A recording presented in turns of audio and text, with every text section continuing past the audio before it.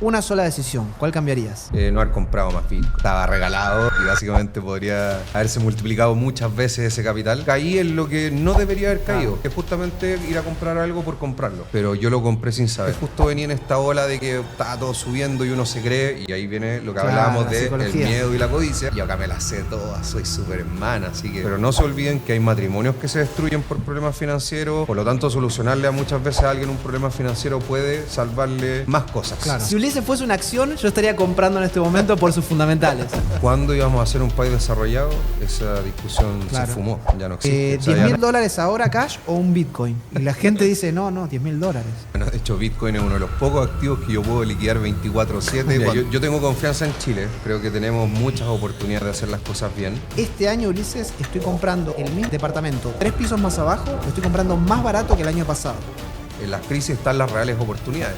La ola está pasando ahora en este momento. O sea, hola, ¿cómo están? Mi nombre es Rodrigo Barrientos, yo soy el CEO y fundador de Gen Proactivo, nuestra plataforma de inversión inmobiliaria.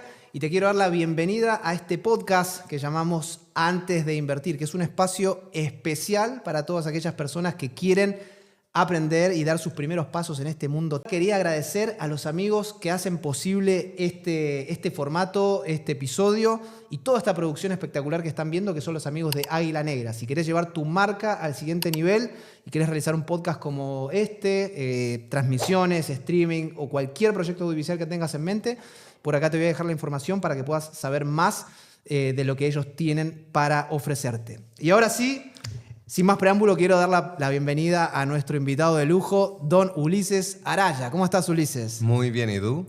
Muy bien, muy bien. Muchas gracias por venir. Te quiero presentar como corresponde. Ulises, además de ser amigo y conocido ya hace un buen tiempo, él es gerente de estrategia en THX Capital y cofundador de Best Property. Es magíster en finanzas con mención en inversiones por la gran Cato, ¿no? La honorable Cato de Chile.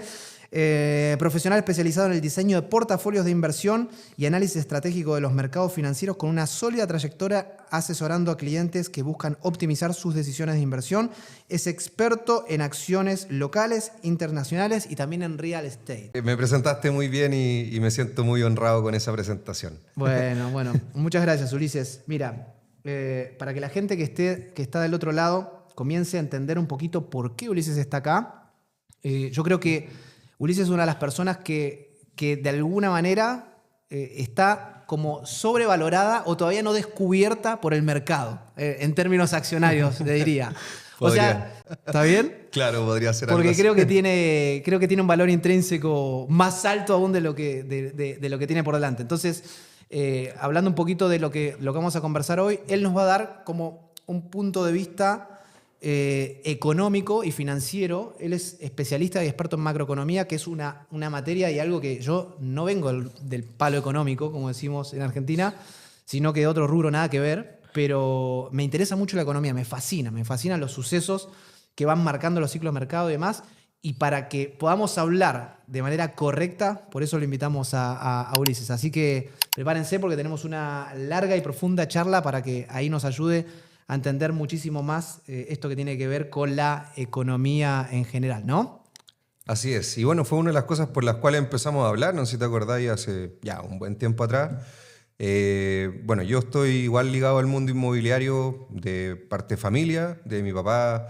Él es constructor civil, yo crecí en obras de construcción. Bien. Entonces, básicamente por ahí viene un poco este conocimiento del rubro inmobiliario, del mundo inmobiliario. O sea, tu primer approach antes de la economía fue... Sí, totalmente. O sea, yo conocí mucho antes y, por ejemplo, por familia, mi papá, como conocía este tema, muchas veces hizo ciertos negocios con inmuebles, etcétera, sobre todo temas de arreglarlos, venderlos, que tiene mucho que ver con su área de expertise. Entonces, obviamente que uno empieza a conocer la inversión más desde esa perspectiva y bueno, ya después cuando uno fue a la universidad, empieza a estudiar y conocer más este mundo, se da cuenta que hay otras alternativas también, pero siempre con una patita en el rubro inmobiliario por dos motivos. Yo creo una es un muy buen activo en general, dos es algo que la gente entiende mucho y tres el chileno es mucho de invertir en departamentos. Entonces yo creo que es algo bastante positivo por ese lado. Bien, y el bichito de la economía en general y del análisis de los mercados y demás, ¿en qué momento te empezó a picar? Esto fue en la universidad. Yo la verdad economía conocía bien poco, lo que más o menos uno escucha en la televisión. O lo aprende en el colegio. Claro, ¿no? Y en el colegio bien poco, porque acá economía, por lo menos en mi época, se me cayó el carnet, no se enseñaba mucho. Entonces, básicamente uno era como un poco lo que había escuchado en la familia, lo que escuchaba con los amigos, lo que de repente escuchaba en la televisión, de ciertos economistas que hablan cosas, pero nunca lo había estudiado un poco más en profundidad. Y además tampoco había tanto acceso a la información, ¿no? La cuestión de mercado, uno solamente veía, yo me acuerdo cuando era chico que veía solamente pasar... Los numeritos. Los numeritos y los mercados y el Dow Jones y el S&P y no sabías nada. O te ibas a la última página, acá en este caso del Mercurio, y veía ahí una serie de indicadores que uno no entendía nada y decía, pero ¿esto qué es? Horrible, claro. Sí, entonces, bueno, ahí empezó un poco, más empecé por el lado financiero, pero después uno se da cuenta que está íntimamente ligado con la economía, un poco lo que también dices tú, o sea, si a uno le gustan las inversiones, la parte financiera, la economía está metido en esto y nos gusta o no, es algo que tenemos que ir mirando, no a lo mejor siendo un experto, pero por lo menos irla conociendo poco a poco y además de eso también nos afecta en nuestro día a día, queramos o no. O sea, las cosas económicas afectan en nuestro día a día. Tal cual. Mira, y ahora... ¿te podrías describir como economista? ¿Tu título es economista o no? No, pero yo creo que por experiencia ya uno se podría como decir en cierta forma que economista. Ahora, el economista acá en Chile no existe propiamente tal. Existe ingeniería comercial con mención en economía. Y después muchas veces hacen posgrados en economía, etcétera, y ahí se especializan más. En mi caso, más que nada como un tema... Obviamente en los estudios que he tenido sí se ven temas económicos, pero no es un posgrado directamente en economía. Pero al final todo lo que he visto tiene mucho que ver con economía. Es algo que yo entiendo muy bien y me es fácil. Y por eso yo como generando cierta expertise en este tema. Y me ha gustado mucho mezclar este análisis económico con el tema de las inversiones, lo cual yo creo que me ha dado en cierta forma este valor intrínseco oculto que estás mencionando.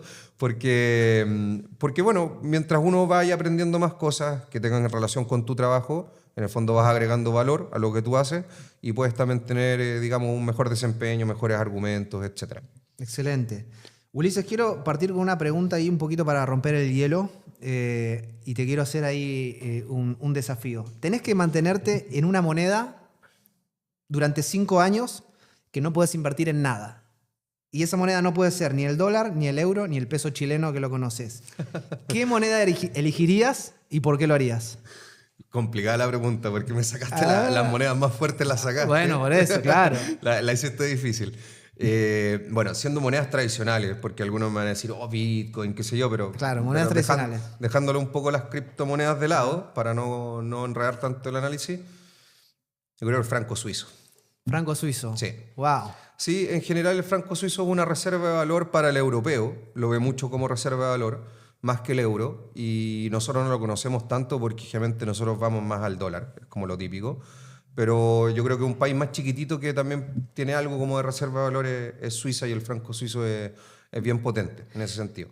Sí, además está como muy, muy protegido por el sistema, ¿no? Exacto. Bueno, los suizos tienen ahí un sistema bancario conocido internacionalmente por tema que son muy receptivos a que lleguen dinero, son muy... digamos, mantienen muy cubierto a sus clientes o a la gente que lleva el dinero para allá, no lo divulgan, etcétera. Tienen como eso muy bien cuidado su sistema financiero.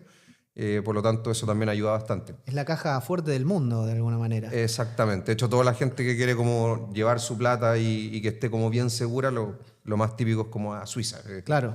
Y no sé si cachaste, hablando de política monetaria, que el franco suizo es una de las pocas monedas que puede emitir y no generar inflación, porque en el fondo la demanda, al final del día, si el mundo demanda, bueno, un poco también le pasa al dólar, aunque cada vez menos y está cada vez más débil, pero mientras la gente demande esa moneda, el país se puede dar el lujo de emitir también para un poco mantener la paridad, ¿no? Porque en el fondo si se hace demasiado escaso, también se puede apreciar demasiado, ¿no? Exactamente, sí, es una de las pocas monedas que puede hacer eso, el dólar en cierta forma también.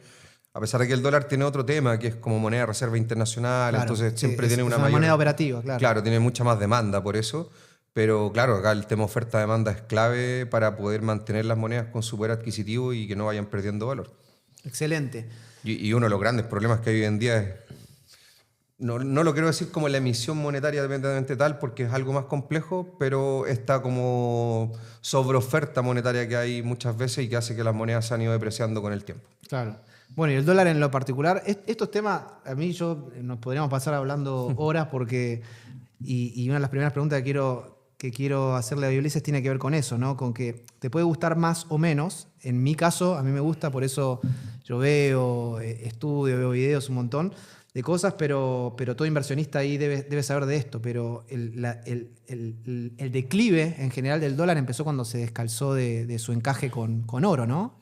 Sí, ahí empezó una caída en su valor, digamos, y es porque básicamente cuando uno no tiene atada la divisa a algo, es muy fácil que por temas de los bancos centrales o temas de los gobiernos Claro. empiezan a hacer más emisión de esta moneda y sobre todo con la excusa de las crisis, que, a ver, en teoría, cuando hay una crisis sí tienen que salir a hacer esto. Igual es el problema es que cuando hay no crisis o cuando está bien, no salen a recoger, que Claro. es lo contrario. Claro, exacto. Entonces, en el fondo es como uno, por ejemplo, oye, si hay una crisis económica acá en Chile, salen a gastar dinero los gobiernos o el Banco Central sale a bajar la tasa para poder apoyar, pero el problema es que cuando tenemos bonanza, no se hace el superávit para poder Claro.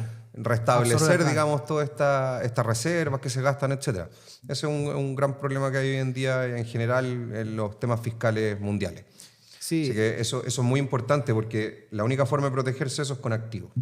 Claro, sí. Y bueno, ahí diste la tecla en un tema muy importante que sería bueno tal vez empezar por ahí, ¿no? Que todo lo que hacemos finalmente, lo que buscamos con nuestras inversiones es cubrirnos de toda la mala política monetaria que van generando los gobiernos y que uno a veces lo que tiene que hacer es como simplemente, no es tan complicado, es invertir bien, tener buenos análisis, buenos fundamentales y demás, como para comprar y esperar, porque lo que está pasando últimamente en las sociedades es como que las sociedades demandan, bueno, queremos bienestar, queremos estar mejor y los estados y los gobiernos ceden a eso y bajan tasas, emiten y eso lo que genera es como una droga al final, ¿no? Exacto. Con paliativo, pero donde siempre el costo y se va pateando la pelota hacia más adelante, ¿no? Sí, ahí yo creo que diste en dos puntos que son clave y acá yo creo que van a salir un par de cápsulas, así que ojo con esta Bien, parte. bien. Anoten.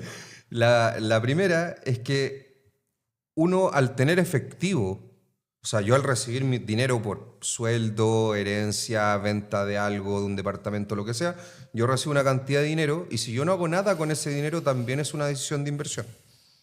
¿Ya? Eso es lo primero que la gente tiene que tener claro. O sea, dentro de mi portafolio, la caja o el cash que yo mantenga Claro. es una parte, digamos, de este portafolio, una parte de esta asignación de activos, este asset allocation que Claro. le llaman. Entonces, básicamente es una decisión de inversión. Es no invertir en nada y quedarme en la divisa.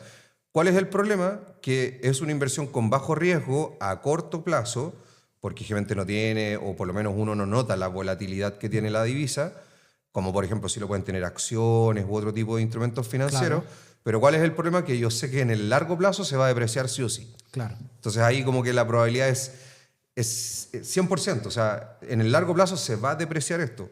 Claro. No, de hecho, el sistema hoy en día en el cual estamos montados financieros necesita que exista inflación. El problema es que no sea una inflación descontrolada, que sea una inflación como busca el Banco Central chileno al 3% o la FED al 2%, que son inflaciones controladas, bajas, pero no podríamos vivir en un mundo muy deflacionario en el largo plazo. Claro. Entonces hay un tema como bien del sistema financiero, cómo funciona, pero básicamente es una decisión de inversión el tema de no hacer nada con el dinero. Por lo tanto, yo creo que ahí eso es lo primero que la gente tiene que tener claro. Y si yo tengo que tener esa decisión y sé que voy a perder en el largo plazo con el dinero, bueno, tengo que ver qué hago con eso, dónde lo invierto. Y ahí hay un abanico completo de activos a los cuales pueden invertir que en el fondo pueden ser mejores que dejar el dinero en caja. Sí, tal cual. Al final es como una carrera, ¿no? Porque así como uno le corre a la vida, es correrle al tiempo y tratar de ganarle en ciertas cosas, es como tu dinero en el largo plazo, en mayor o menor medida, según la moneda que estés y según el ciclo en el que estemos, sabes que va a la baja seguro. Exacto. Entonces creo que es bien importante el hecho de poder elegir básicamente dónde, cómo tratar de ganarle esa carrera o de perder lo menos posible. Un poco lo que me enfocaba es como, bueno, si querés menos riesgo, sabés que vas a perder un poquito o nada o apenas ganarle. Si querés un poquito más de riesgo, sabés que en el largo plazo podés ganar un poquito más. Entonces, esa es un poco la decisión que uno tiene que tomar como inversionista. Pero me parece espectacular tu punto de partida, donde cada decisión, inclusive quedarse en efectivo, quedarse con un depósito a plazo, es una decisión de inversión. Totalmente. Y otra cosa que también es muy importante, que la mencionaste tú con este tema monetario que estamos hablando, y que la gente no lo tiene muy claro, y ahí vamos a entrar un poco en la parte económica, que tú mismo mencionaste que la gente a veces demanda cosas y hay malestares sociales por todos estos temas, etcétera. Pero ¿cuál es el problema ahí? Que siempre se omite de que el problema acá es la producción, y en eso tiene que ver mucho el crecimiento.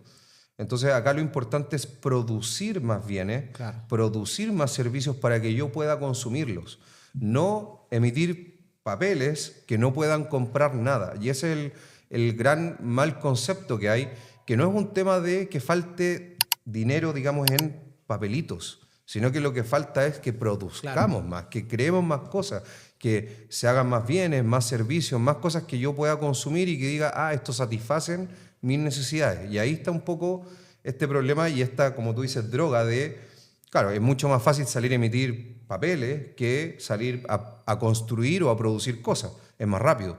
Pero eso también en el largo plazo no es la solución.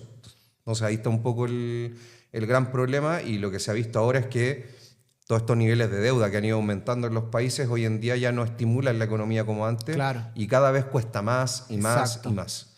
Exacto, sí, tal cual. Lo más importante para una economía no es, y yo te digo que vengo de Argentina y estas políticas son la diaria, ¿no? La verdad que gracias a Dios ahora está cambiando la cosa y la gente lo entendió, que al final el cambio más importante es el cultural y el que se genera en una sociedad. Pero el hecho de que los políticos te decían, no, tenemos que ponerle plata en el bolsillo a la gente para que consuma, o sea, es todo lo contrario. Vos primero tenés que generar un aparato productivo de cualquier tipo para que la gente después genere riqueza y con esa riqueza pueda salir a consumir, ¿no? En el fondo. Claro, exactamente, porque si no, y ahí se genera la inflación, a mí me pasan dinero, pero no tengo más bienes que ir a consumir, por lo tanto los bienes empiezan a subir de precio, por un tema lógico. Hay más demanda, menos oferta, o la misma oferta. Tal cual, tal cual. Hey, antes de continuar te quería contar que si estás pensando en invertir en propiedades, en la página de Gen Proactivo tienes un simulador hipotecario completamente gratuito. Es súper sencillo de usar, no necesitas registrarte y en segundos puedes saber a cuánto te quedan los dividendos, cuánta plata vas a necesitar para el pie, cuánto cuestan los gastos operacionales y un estimado de la renta necesaria para poder acceder a esa propiedad. Ingresa simplemente a genproactivo.com y haz clic en el simulador de hipotecas o pincha directamente en el link en la descripción que te vamos a dejar para poder acceder. Ahora sí, volvamos a la entrevista.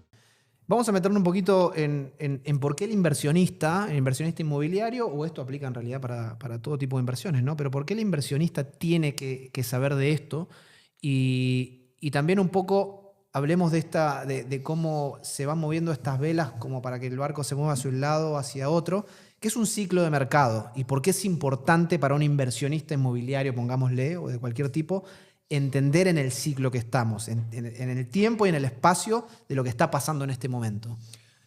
Los ciclos de mercado vienen obviamente dados por los ciclos económicos, ¿ya? Y como todo en la vida tiene ciclos. Eso yo creo que la gente que tiene un poquito más de cana, como uno mismo que ya le están saliendo, se da cuenta que la vida tiene altos y bajos y tiene ciclos. Y hay momentos muy buenos, hay momentos muy malos, y en la economía tiende a ser más o menos similar. Entonces hay momentos donde el crecimiento se dispara por distintas razones, expectativas más altas, por justamente estímulos monetarios, por cambios en digamos, políticas, digamos, de los países, o distintas cosas que suceden, cosas también del contexto internacional, que hacen de que muchas veces se tenga un crecimiento mayor, pero muchas veces eso también, cuando viene un crecimiento mayor, empieza a aparecer el amigo que se llama inflación. ¿Por qué? Porque cuando la economía se sobrecalienta, las economías, para entenderlo, tienen un crecimiento potencial según sus capacidades. En Chile más o menos se estima que es el 2,5 más o menos por ciento.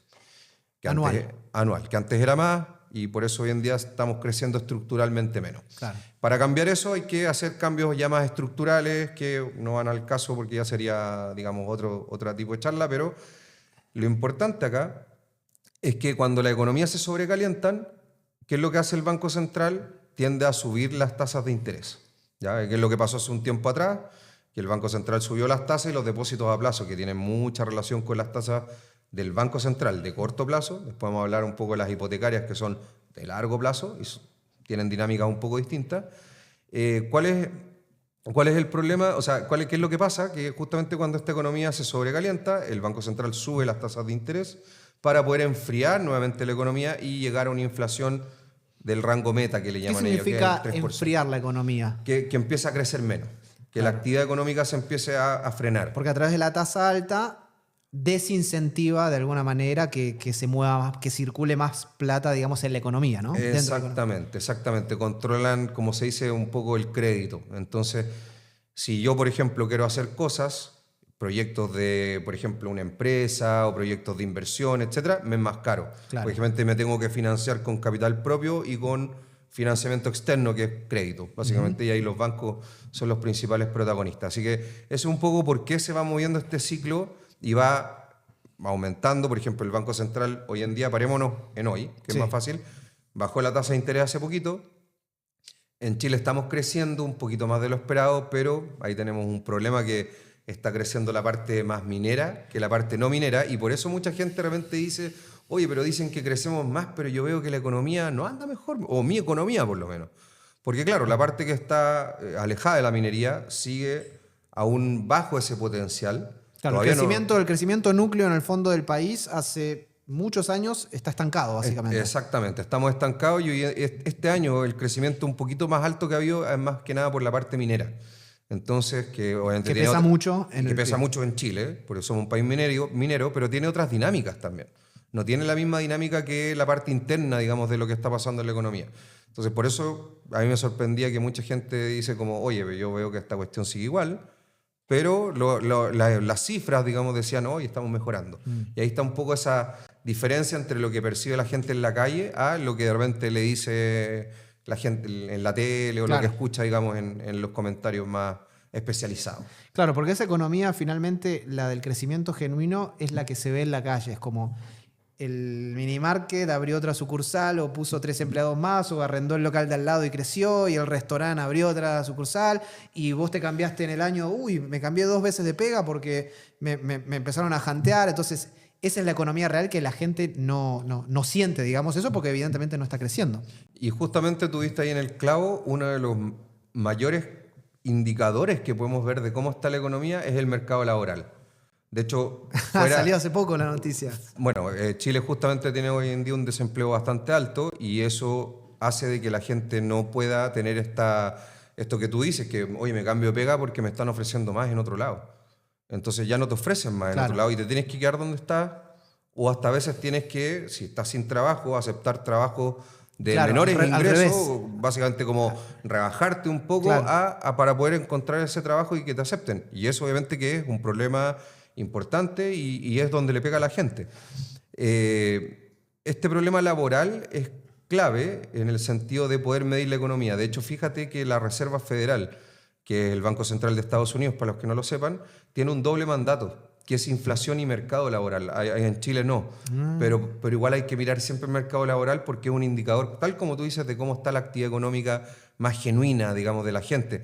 Porque es obvio, pues si yo tengo un negocio, me empieza a ir bien, lo más probable es que vaya a contratar a otra persona porque tengo más clientes, tengo que atenderlos, no me está dando el tiempo, ya tengo que contratar a una persona que me ayude en las ventas, tengo que contratar a una persona que me ayude en la parte operacional y empieza a crecer. O tengo que abrir otra sucursal. Pero eso hoy en día se ve poco porque justamente el crecimiento está estancado en la parte más, digamos, interna del país, no lo que viene de afuera porque nos demandan cobre y todas estas cosas. ¿Y hubo un tiempo que vos notaste esto como que la economía estaba on fire, así de que se crecía genuinamente, tal vez hace, no sé, 10, 15 años? ¿Vos lo notabas en la calle eso? Sí, se notaba. O sea, yo, por ejemplo, bueno, la época de Chile como dorada, que se creció mucho, yo no estaba tan activo laboralmente en ese tiempo, pero yo veía cómo la gente se cambiaba de trabajo. No te costaba encontrar trabajo. El acceso al crédito aparte era... El acceso al crédito era mucho más fácil y además de eso se generaban más empresas, había más inversión.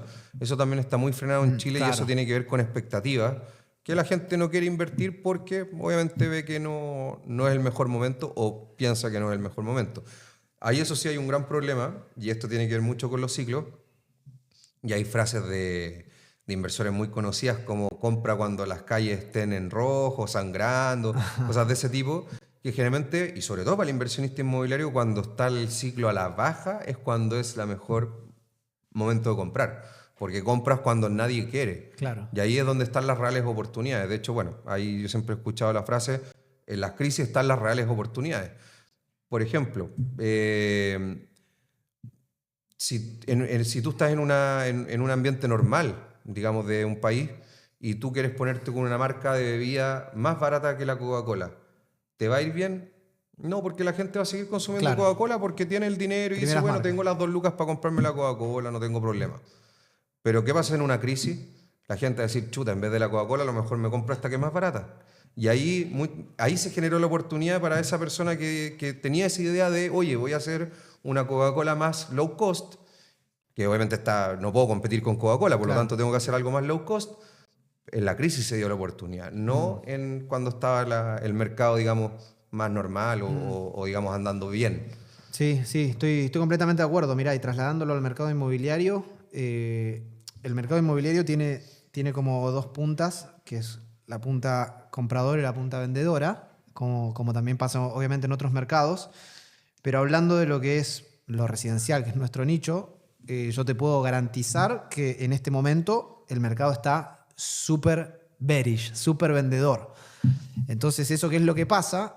Poca gente comprando, mucha gente vendiendo. Eso obviamente siempre va a tirar el precio para abajo. Sí. Entonces, ¿qué es lo que pasa?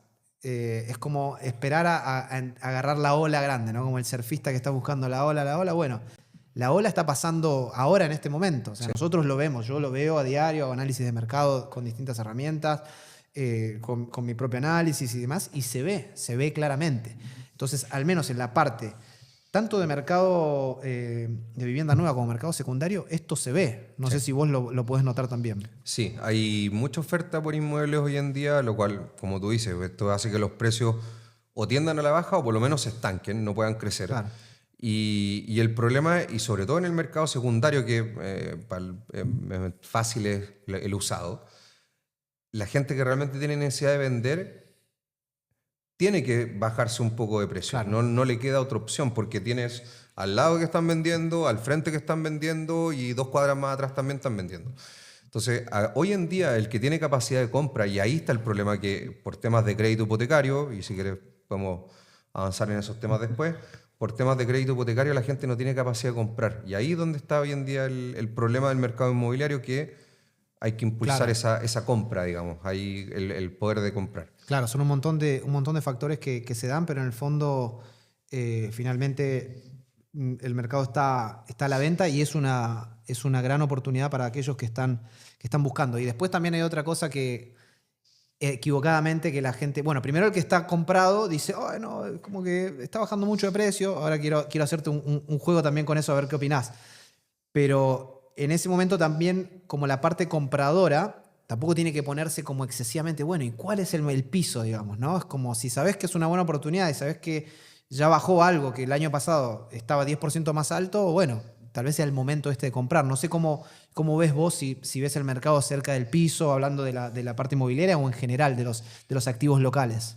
Yo creo que en la parte inmobiliaria sí. Yo creo que ya estamos llegando a un cierto piso y yo creo que este tema también del subsidio a la tasa ha venido a reactivar justamente esta compra. Y por lo que yo he podido ver en estimaciones, se ve que los próximos semestres, ya segundo semestre 2025 y el 2026, el tema de las ventas repunte. Claro. Entonces yo espero que eso obviamente va a hacer que los precios por lo menos no sigan cayendo, porque va a haber más compradores. Así que yo creo que ya deberíamos estar más o menos no sé si en el piso, pero deberíamos estar ya en un momento de inflexión, por lo menos que ya está cambiando esto. Esto ya pasó un poco en la bolsa, porque generalmente los mercados financieros tienden a anticiparse un poco. Sí. Y es cosa de ver el IPSA este año, que subió en su momento mejor, casi un 27%. Tremendo. Hoy día ha corregido un poco, pero hoy día repuntó algo, pero eso ya es más de corto plazo. Pero en el fondo ha venido anticipando esta como recuperación. Bien, y te quiero hacer una pregunta, que esta es una típica pregunta de test de inversionista, para que la gente también juegue del otro lado. Si yo, por ejemplo, hablando de una acción, ¿no?, que se puede trasladar tranquilamente, y lo que busco es trasladarlo al ejemplo inmobiliario. Si hay una acción que vos decís, haces su análisis y decís, esta acción vale $150 y la estás encontrando ahora a $100. La pregunta obvia, ¿es momento de comprarla, sí o no? Sí. Bien, ahora, esa misma acción que vos sabés que por número te da 150, baja a 20% y baja a 80%, ¿entrás en pánico y vendés o compras más? Si puedo, compro más. Bueno. Por supuesto. O sea, entendiendo que la acción me gusta y que veo que tiene este valor, sí, por supuesto. Esa es la respuesta, y eso es finalmente lo que a mí me gusta trasladarle a la gente, como esta mentalidad de inversionista tiene que ver con esto. Es como, si vos hiciste bien tu pega y sabés que en el caso de la inversión inmobiliaria, porque a mí me gusta, yo compré, por ejemplo, yo el año pasado compré un departamento en un lugar donde este año, Ulises, estoy comprando el mismo departamento 3 pisos más abajo, lo estoy comprando más barato que el año pasado.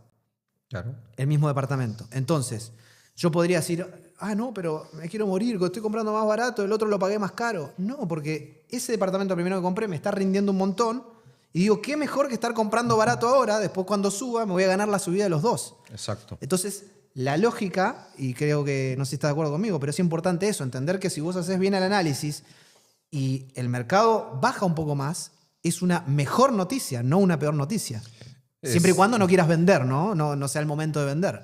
Claro, ahí mientras no haya una, como se dice en inversión, una necesidad de liquidez, que necesitéis el dinero para algo, sí, totalmente, es una oportunidad de compra. Y esto pasa mucho en todo tipo de inversiones, pasa en el mercado inmobiliario como también en el mercado financiero. Es cosa de ver cuando las bolsas caen, todos salen a vender, cuando el que va a largo plazo sabe que es momento de comprar, no de vender. Como el viejito Buffett, que se queda líquido esperando. Hasta que cae todo y ahí sale a comprar como loco. Y es justamente por dos cosas. Yo creo que una, un poco falta de educación financiera. Entonces la gente, al no saber, se asusta, y lo cual es lógico. Yo también me asustaría si no supiera de esto. Y lo otro también es tema psicológico, y la psicología en las inversiones es fundamental. Wow. Pero para tener esa psicología bien trabajada, tú también tienes que tener cierta base detrás para poder controlar tu cabeza y decir, tal como tú dices, o sea, el hecho que esté cayendo me da miedo, porque ese es el sentimiento, es miedo. Esto se mueve por miedo y codicia. Cuando las cosas caen, aparece el miedo. Hay un índice, de hecho, ¿no? Exacto, sí, de miedo y codicia. Y cuando empiezan a subir las cosas, uno dice, no, ¿cómo voy a vender si está subiendo? No, porque acá no vendáis, esto está para arriba, ¿para qué vaya a vender? Y la psicología te dice, va a subir para siempre. La codicia. Entonces acá entra justamente el miedo y la codicia. Y para poder manejar uno los sentimientos, tiene que tener la cabeza bien amoblada. Entonces, ¿eso qué significa? Tener buena educación financiera. Entonces, cuando uno tiene esta educación financiera, uno dice, perfecto, sí, esto está cayendo, pero esto, y acá un tema ya más técnico, esto es por un tema de precio, de flujo, de oferta-demanda, más que del valor que pueda tener este activo realmente. Y es un poco lo que tú decías. Hago los números, me dice, oye, esto es bueno, no es malo, es una buena inversión, pero el precio hoy en día está cayendo porque obviamente más gente quiere vender, poca quiere comprar, y el precio, como un flujo, va cayendo. Hay más flujo de salida que de entrada de plata, por decirlo de alguna forma. Entonces, ese es un poco, y hay que entender esa diferencia, y de hecho Buffett siempre habla de eso, entre precio y valor.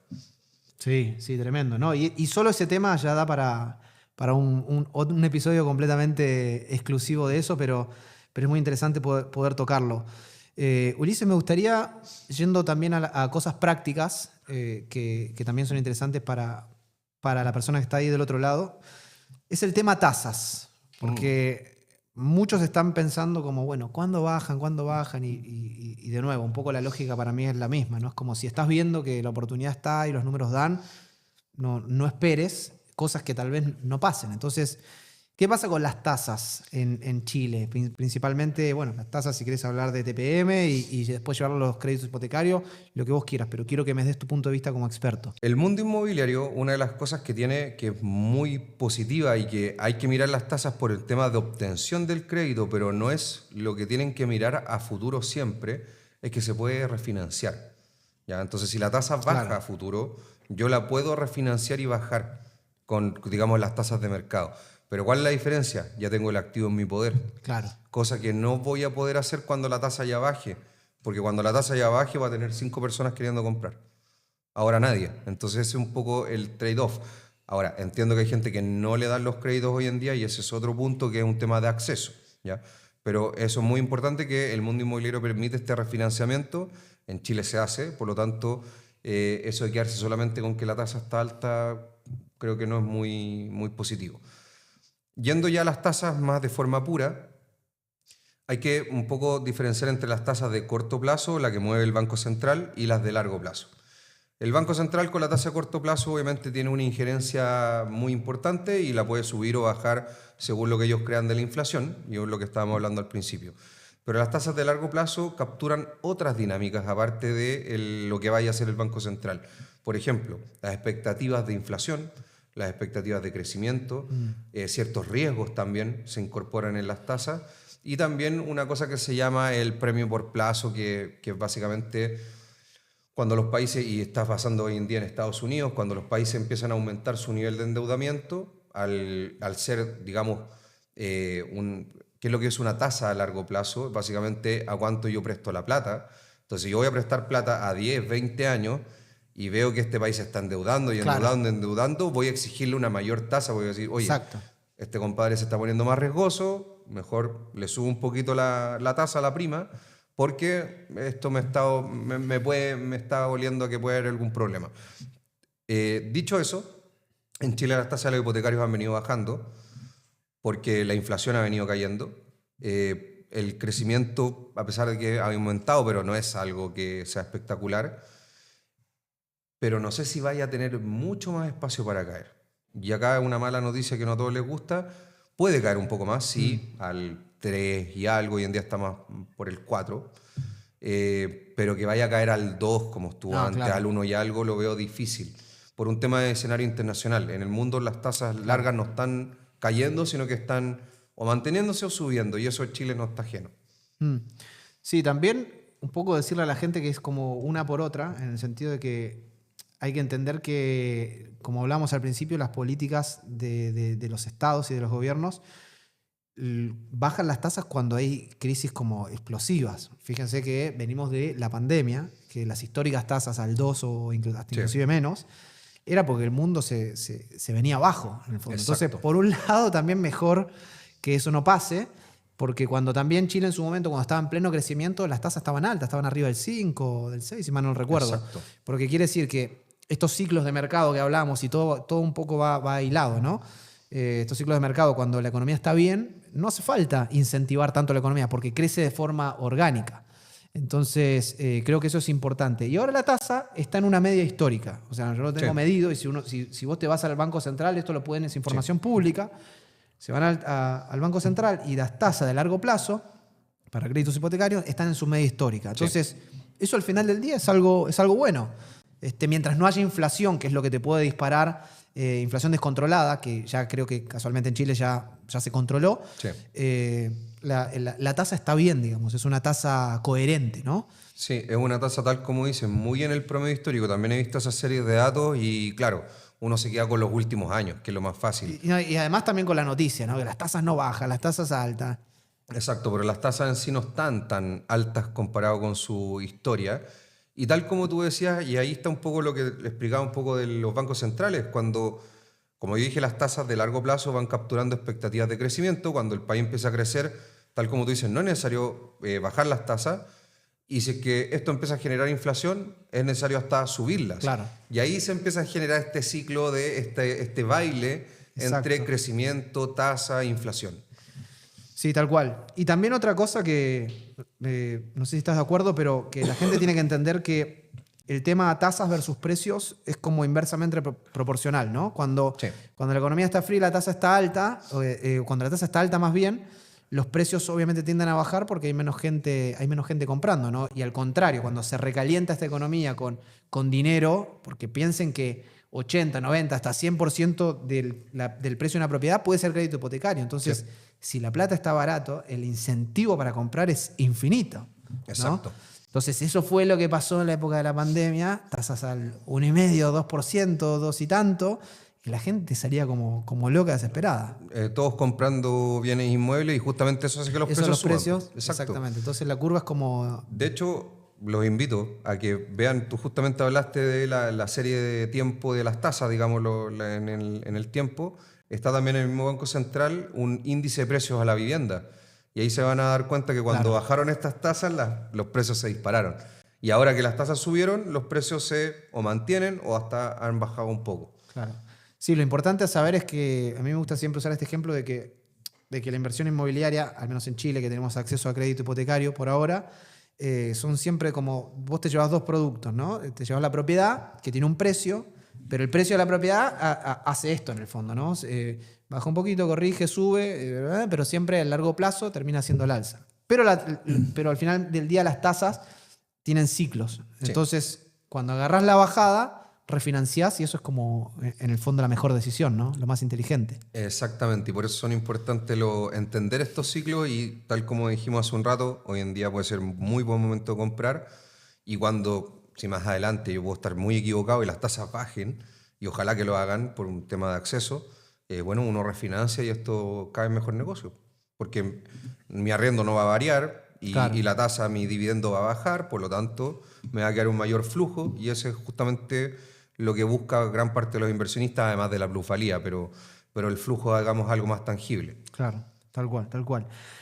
Ulises, se ha escuchado mucho sobre el tema de la UEF y a mí Sí. me da mucha gracia porque la gente es como, sobre todo la izquierda, para no tener fiebre rompe el termómetro, ¿no? Es como así, listo, se acabó la fiebre, rompemos el termómetro, ya no hay más fiebre, ¿no?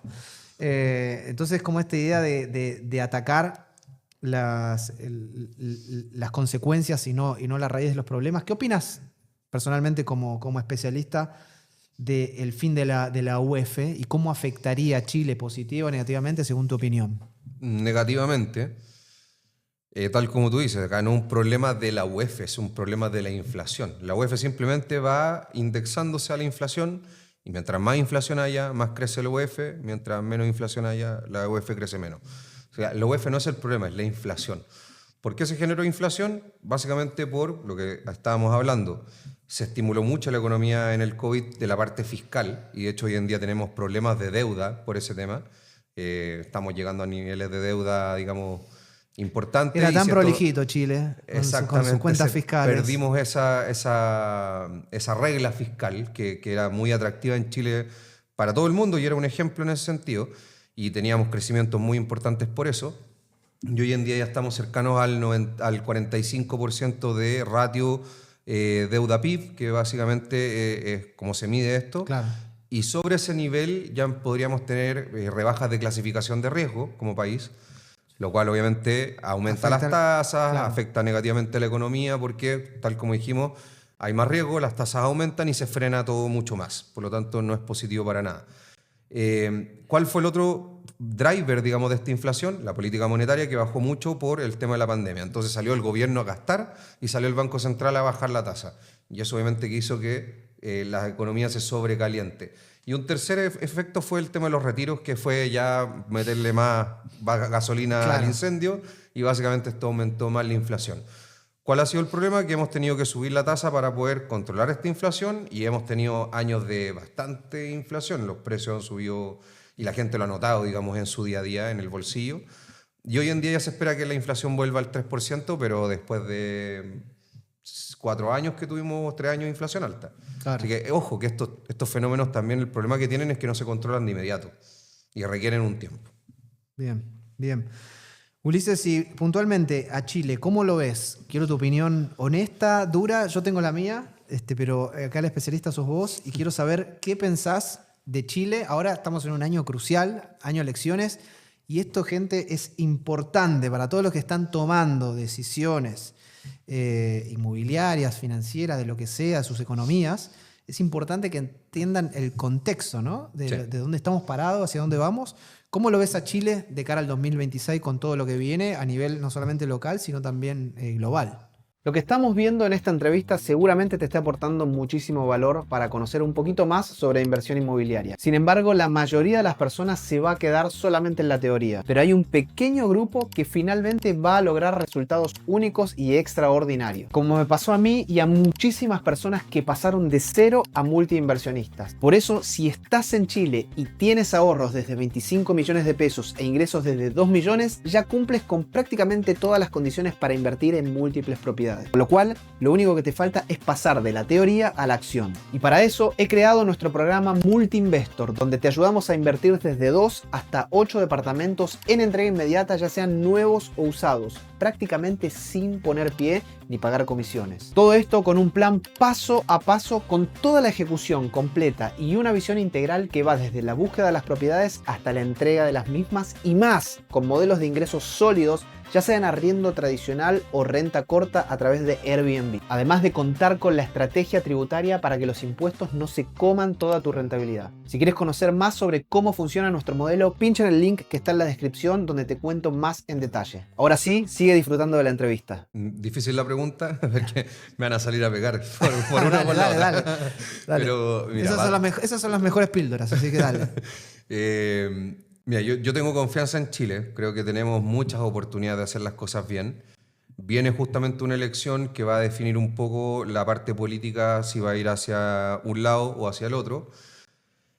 Creo que Chile tiene que hacer varios cambios un poco más estructurales para poder destrabar ese potencial que tenemos, que hoy en día está como medio oculto nuevamente. Y dentro de eso es fomentar la inversión. Yo creo que el gran problema hoy en día de Chile es que se fueron los capitales. Claro. Mucha gente sacó la plata a Estados Unidos, a otros lados, que se habló mucho de la fuga de capitales en un momento, y eso ha frenado mucho la inversión, porque la inversión tiene mucho que ver con las expectativas y con cómo yo miro esto para adelante. Y cuando las expectativas no son muy claras, uno dice, no, ¿sabes qué? Freno, pongo una marcha menos y freno mi proyecto de inversión. Y el gran problema hoy en día de Chile es que para que pueda tener este crecimiento genuino es que tenemos que volver a retomar la inversión, volver a invertir y no solamente en cosas inmobiliarias, sino que de todo tipo acá en Chile. Y eso va a hacer que se reactive la industria, se reactive el empleo, se reactive el consumo, la gente va a tener plata para consumir y, como hablamos antes, más bienes y servicios, porque sin inversión no hay producción. Sí, y además también, estamos hablando de ahí a nivel local, pero Chile fue un ejemplo de cómo los capitales también venían y ahora cómo los capitales cada vez vienen menos o hasta inclusive se van. Y eso pega directamente en el PIB, en la economía, en la generación de empleo. Exactamente, claro, porque la inversión extranjera en un país chiquitito como el nuestro es importante, pesa harto. Y además de eso, cuando vienen extranjeros a invertir, da confianza que nos miran de buena forma. Por algo vienen a poner sus lucas acá y no al país de al lado, o al país de arriba, o al de abajo, o a quien sea.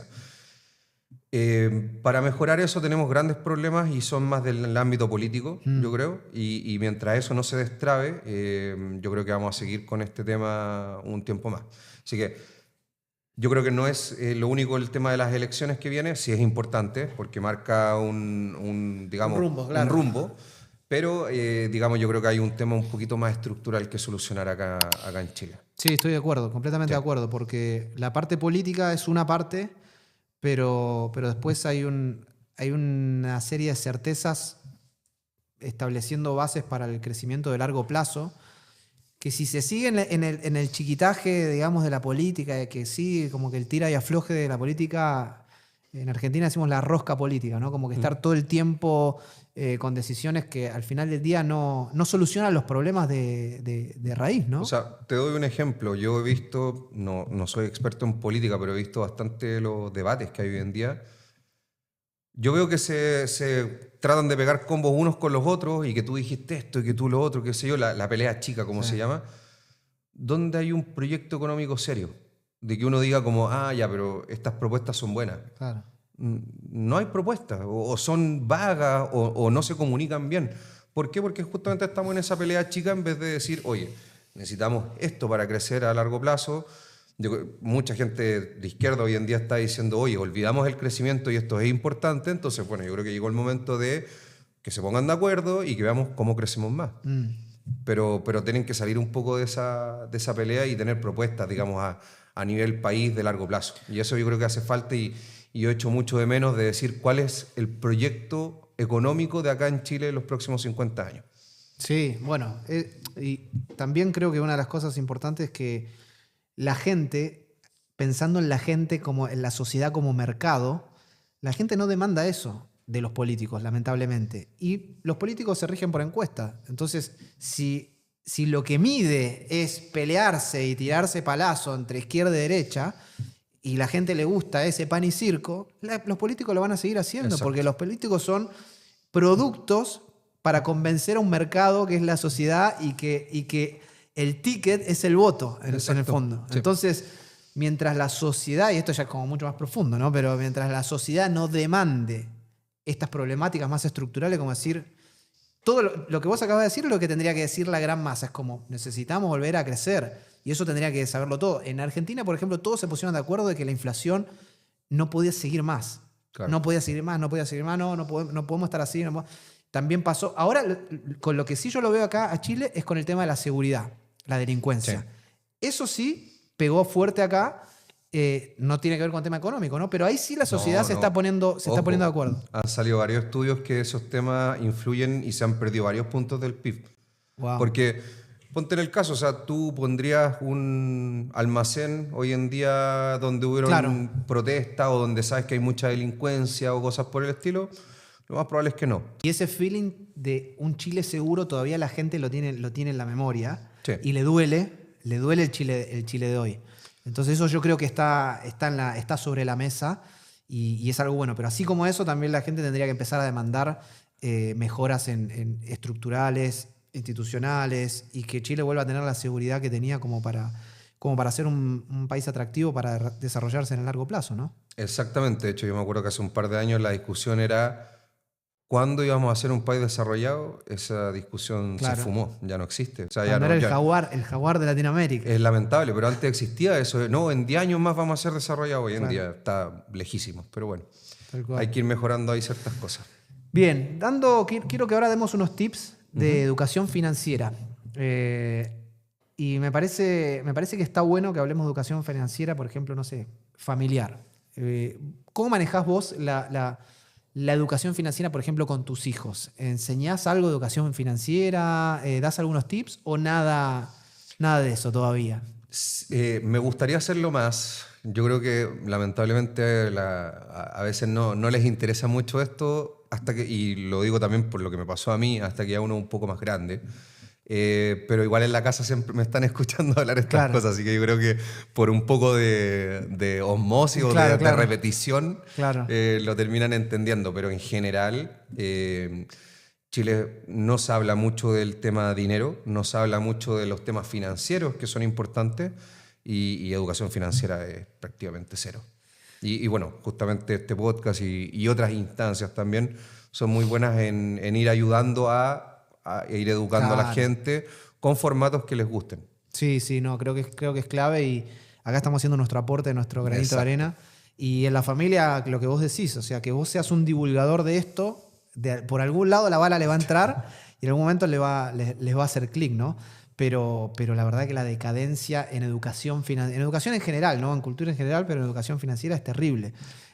Yo he visto, no sé si habías visto, pero hay varios así como experimentos de gente que va a hacer entrevistas a la calle de educación financiera, y los peores que vi varios, y que a mucha gente, a la mayoría de las personas, no sé si llegaste a ver, creo que vi uno en España, y no sé si se hizo acá también en Chile, que le dicen $10.000 ahora cash o un Bitcoin, te transfiero un Bitcoin. Y la gente dice, no, $10.000.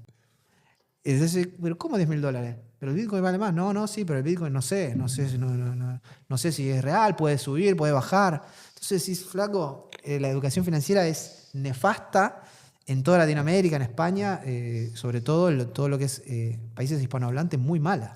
Exacto. Bueno, de hecho, Bitcoin es uno de los pocos activos que yo puedo liquidar 24/7 cuando quiera. Claro, donde quiera. Es cosa que me lo pasen, yo lo vendo y tengo mi, no sé, 115.000 de estar por ahí dólares. No sé cuánto cerró hoy día, pero más o menos por ahí anda.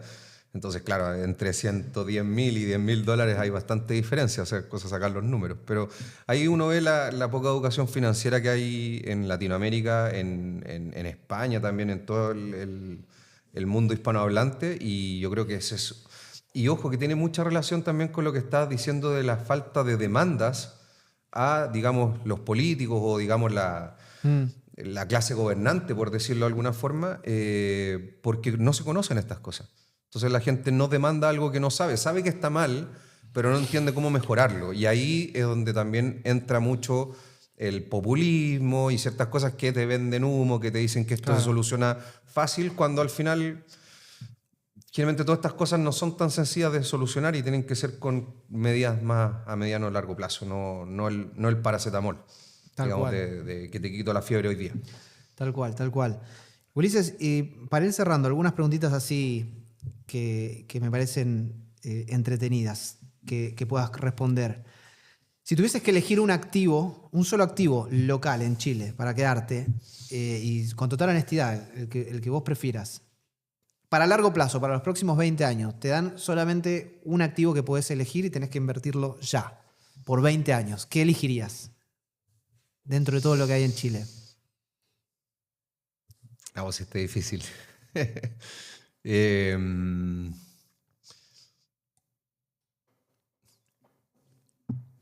Yo creo que sería... Yo creo que la pelea está entre el activo inmobiliario y las acciones. Ahí Bien. está. Porque en el largo plazo... ¿Estás pensando el IPSA como índice, por ejemplo? ¿Se te cruzó por la cabeza o no? No, iría más a una cartera selectiva, digamos, de cosas que a mí me gustan. Ok, armar un portafolio dentro del IPSA. Dentro de acciones chilenas. Perfecto. ¿Por qué? Porque dentro de todo son los activos que mejor andan en el largo plazo. Creo que igual hay deuda chilena atractiva, digamos, en la parte más de renta fija, pero en el largo plazo no rinde tan bien como a lo mejor las acciones o los inmuebles. Así que me iría más por eso, pensando en el largo plazo y en una rentabilidad que no voy a vender nada, sino que tengo que holdear, como se llama. Claro, y la diferencia también es que la bolsa chilena tiene esta característica de que reparte dividendos por ley, ¿no? Sí, y por eso es bastante atractiva en el sentido que como el arriendo, te va entregando un flujo cada cierto tiempo. Pero por temas a lo mejor de apalancamiento, a lo mejor elegiría el activo inmobiliario. Bien. O sea, las acciones también se puede, pero un poco diferente. Muy bien, me gustó esa respuesta. Sabes que yo un poco también hice este ejercicio y si tengo que armar una cartera, está bien, la accionaria, el portafolio accionario tiene más liquidez y al final del día, si armas una cartera conservadora, te podría rendir bastante similar a un activo inmobiliario. Sí. Pero el activo inmobiliario tiene apalancamiento. Sí. O sea, puedes meterle crédito y eso hace obviamente que tu retorno sobre tu capital sea 5, 6, 10 veces más, ¿no? Y además de eso tenés el beneficio tributario, que también no deja de ser, que también influye, ojo. Y esto yo lo veo más como porque trabajo en el lado del asesoramiento. Muchas veces las personas piensan en las rentabilidades, pero no piensan en los costos que tienen, porque obviamente todo esto tiene costos, y también en la parte tributaria, que muchas veces es importante. Entonces, por ejemplo, yo en las acciones tengo un beneficio tributario en la venta, que es el 107 LIR. En el inmueble también tengo un beneficio tributario en la venta, que no me acuerdo cuál es la sigla, pero son 8.000 UF que yo tengo libres para la venta. Pero además de eso tengo el DFL2, que tengo ingresos libres de impuestos, mientras el dividendo no tiene ese DFL2. Claro. Entonces en 20 años empieza a sumar cuánto es. Y además de eso tengo el 55 bis que me rebajan de mi impuesto los intereses de mi crédito hipotecario. Entonces eso tampoco lo tengo en el mundo accionario. Y en base como allá todas esas jugueras, más que la rentabilidad pura, te empieza a inclinar la balanza un poco hacia los inmuebles. Yo siempre he dicho, la gran gracia del inmueble es el apalancamiento 100%. Y el beneficio tributario. Ahí está la magia realmente del inmueble, porque yo tengo que ver al final cuánto yo me quedo en mi bolsillo al final del día, ya pagando los impuestos, los costos, todo. No la rentabilidad bruta, que después obviamente tengo que sacarle un montón de cosas y es como esos memes que uno ve, claro, un sartén súper lleno de cosas y después de todos los descuentos me queda nada. Es un poco así. No, y además, ¿cuánto te vuelve hablando de retorno sobre lo que pusiste, ¿no? Que esa es la ventaja del apalancamiento, ¿no? Exacto. Que con mucho menos capital, el retorno termina siendo mucho más grande, ¿no? El famoso ROI, el retorno sobre la inversión. Tal cual. Claro. Tal cual.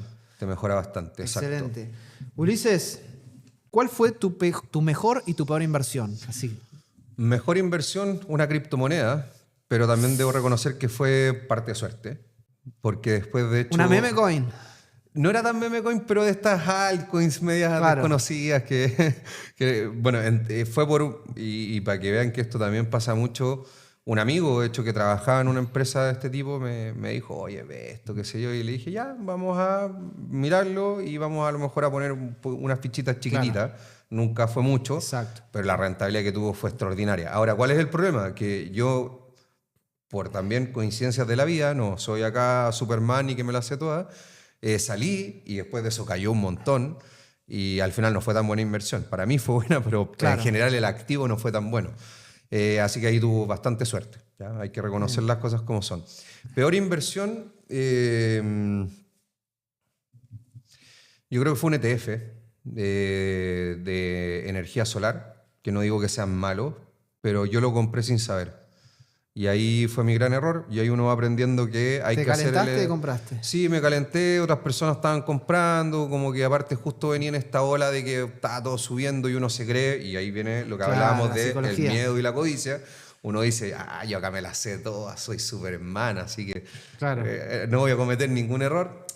Ahí cometiste un error y al final vendí. Obviamente no fue tan terrible, pérdida, pero más que la pérdida que había sido tan grande en cuanto a monto o porcentaje, me dolió el sentirme que caí en lo que no debería haber caído, claro, que justamente ir a comprar algo por comprarlo. Claro. Entonces dije, ¿cómo no hice el estudio necesario, siendo que a lo mejor podría haberlo hecho versus otra persona que a lo mejor no tiene los conocimientos?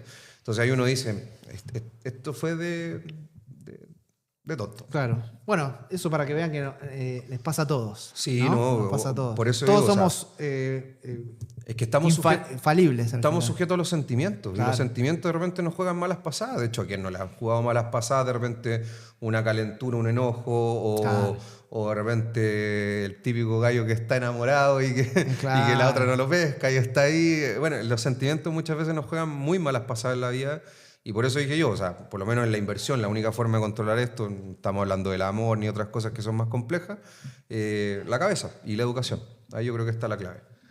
Excelente. Última pregunta, Ulises. ¿Te subís al DeLorean? ¿Ubicás el DeLorean de Marty McFly? Sí, sí. Bien, te subís Volver al DeLorean. Futuro. Exacto. Somos de la misma época, parece. Eso, sí. Es que este podcast está para gente como uno. Claro. 40 más menos 5. Claro, ese es el rango etario. Claro. Entonces, te subís al DeLorean y viajás en el tiempo y lo ves a un Ulises de 25 años recién empezando su carrera, saliendo de la universidad. Ya se te cayó un lagrimón cuando te dije eso. Y le podés dar un consejo para que cambie una decisión profesional, financiera de tu futuro. Una sola decisión. ¿Cuál cambiarías? Complejo. Una. Jugátela. Una decisión. Si es como de inversión, voy a partir por eso, después voy más personal. Y obviamente esto es fácil decirlo ya con las rentabilidades ya que sucedieron, era imposible saberlo, no haber comprado más Bitcoin. Claro. Estaba regalado y básicamente podría haberse multiplicado muchas veces ese capital, pero también era muy difícil saber que Bitcoin iba a ser lo que es hoy en día Bitcoin. Y ahí estaba la gran apuesta y el gran riesgo a futuro. Personal, que tratar de mirar a lo mejor un poquito más al futuro. Tratar de ponerse en perspectiva futuro y decir, mira, a lo mejor esto es lo que quiero o lo que me gustaría, y yo sé que esto va variando un poco también en el tiempo, lo que yo quería hace 10 años atrás no es lo mismo lo de ahora, pero tratar de como mirar un poco hacia adelante, despejar un poco el ruido y a lo mejor en base a eso tomar mejores decisiones. ¿A qué me refiero? Que yo igual me di varias vueltas en la industria y en trabajos, etcétera, hasta encontrar algo que realmente diga como esto me gusta más. Entonces esa fue como una vuelta larga, que a lo mejor fue un poco innecesaria, claro, pero también tiene cosas buenas, como todo en la vida, de que te da más experiencia, conoces distintas cosas y te da un espectro más amplio. Hay que siempre tratar de ver un poco los dos lados, pero eso sería como lo personal. Trata de mirar un poco más hacia adelante qué te gustaría, para poder enfocarte directamente en eso y no hacer esta vuelta tan larga que pasó. Pero bueno, la vida es así y por algo fue. La vida es así también, y uno llega uno no llega derecho a donde está hoy. O sea, no, hay un se va zigzag moviendo. enorme y vueltas entre medio y caídas y de todo. Claro, Sí. exacto. No es lineal para nada. Exacto, así es. Ulises, muchas gracias por este tiempo, la pasamos espectacular. Gracias de verdad y espero que a la gente que esté del otro lado ahí le haya servido. Así que una despedida tuya, de tu parte. No, muchas gracias por la invitación. Una gran instancia para que la gente pueda seguir aprendiendo de inversión, de economía, de distintos ámbitos de la inversión inmobiliaria. Así que no, pues agradecer el espacio, muy contento. Espero yo también invitarte de vuelta en un futuro a alguna entrevista, que de hecho tengo algo, ahí lo vamos a hablar. Eso. Así que nada, feliz de poder participar en este tipo de instancias, de poder contar un poco de experiencia, poder ayudar un poco en este tema de educación financiera y obviamente, además de lo que es el trabajo, creo que es mi forma de dar un granito de arena a la sociedad, de poder colaborar o ayudar a ciertas personas a que mejoren su situación financiera, su vida y, ojo, muchas veces hablamos de la situación financiera como que fuera algo súper aislado, pero no se olviden que hay matrimonios que se destruyen por problemas financieros, familias que se separan por problemas financieros. Por lo tanto, solucionarle a muchas veces a alguien un problema financiero puede salvarle más cosas. Claro. Así que eso nunca hay que perderlo de perspectiva y verlo a lo mejor como un poco el granito de arena más social que uno puede hacer. Excelente. ¿Dónde te encuentra la gente, Ulises? En mis redes, en todas las redes estoy por Ulises Araya D. Soy súper original, pero justamente es para que me puedan encontrar. Tengo cuenta Instagram, Twitter y YouTube, son como las plataformas que más uso. LinkedIn también me pueden encontrar. Lo ocupo un poco menos, pero también es bien importante y también ahí pueden ver dónde he trabajado, las cosas que he hecho, es como un poco más mi currículum. O sea, que le interesa qué ha hecho este gallo que está hablando, ahí lo pueden ir a revisar. Algunas cosas se han hecho. Algo se va trabajando para mejorar eso. Excelente. Muchas gracias, Ulises. Gracias a todos y nos vemos la próxima. Chau, chau. Gracias, chao, que estén bien.